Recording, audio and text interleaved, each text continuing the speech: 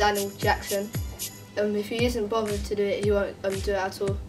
At moments he's brilliant, but if he doesn't feel like it, he won't try at all. Yeah. Most probably because he just always like cries every time somebody else makes a mistake. Yeah, because sometimes they make silly mistakes that shouldn't be made. I'm gonna have to say the biggest moment is probably Tyrone and KELVIN, mostly because of the fact that when we concede at least one goal, their heads just drop. Tyrone, when we concede a goal, he just starts sulking. It looks so sad for no reason. We've only conceded one goal, we haven't even lost the match, and he looks like he wants to cry. The same with KELVIN. When we lose games, it's just football, but again, he looks like he wants to cry, and he needs to just take it a bit easy. Biggest moments, KELVIN and Tyrone. I admit I may be the biggest moaner because I like to win games. I'm quite competitive about my football, and when we lose, I just feel really upset. The most improved player is probably Michael Ona. I remember when he couldn't lift his foot off the ground, but now he can jump and he can do layups and he can do shoot and he can do most things now. Nathan.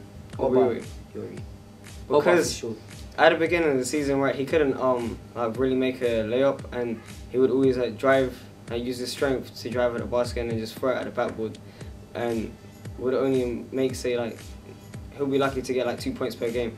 But now towards the end of the season, he can average 10 points per game and make 90% of his layups. And his hustling is quite good. He always hustles for the ball. Personally, I think it's Ricardo James because last season, don't get me wrong, he was a good player, but he wasn't as good as he was now. Now he goes in for tackles, he gets the headers, he's just not afraid of the ball, he's not afraid of the play, he's just a quality player. Last season he was very poor. He did not perform to the standard of the rest of the team.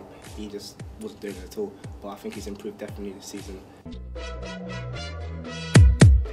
think our worst moment of the season was against Harrow South Norwood, where we lost, and we didn't have the strongest team, but we lost by a few points. South Norwood. Because we should have won that game, but it was just due. The reason we lost is because the team was scattered. Our defense was off. We didn't plan for the game. You know, when you go training and we plan what we're gonna do. South Norwood was quite organised. They had a stack. They'd say orange, and then people would cut around the basket. But they mostly, were mostly. And mostly because some certain players wasn't really marking their man, and the player would always score on them. No names. Oh God, I've got to say the worst moment of the season is watching our keeper get lobbed. We thought, alright, no problem, keeper's got this. It went over, it was a goal. None of us could do anything about it. We had our heads in there and watching the ball go right in the goal. And they had their little friends on the sideline and they started laughing. The whole school was there, watching them, all laughing at the keeper and the team. And our school was there watching us as well. It was terrible. When we beat Lanfranc, it was a good achievement because they got good coaches, while we got Mr. Wild.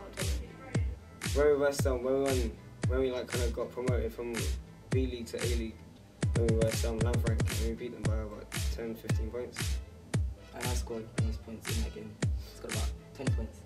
Well, as you all know, us Year 11 squad, we're not the greatest squad about, but we are reasonably decent, so we haven't had so much great moments, but I think we could say that when we won 3-1 against St Andrews was one of our great moments because, yes, it was only 3-1, but I believe we absolutely outplayed them, so we deserved to win that match. Plus, I got an assist.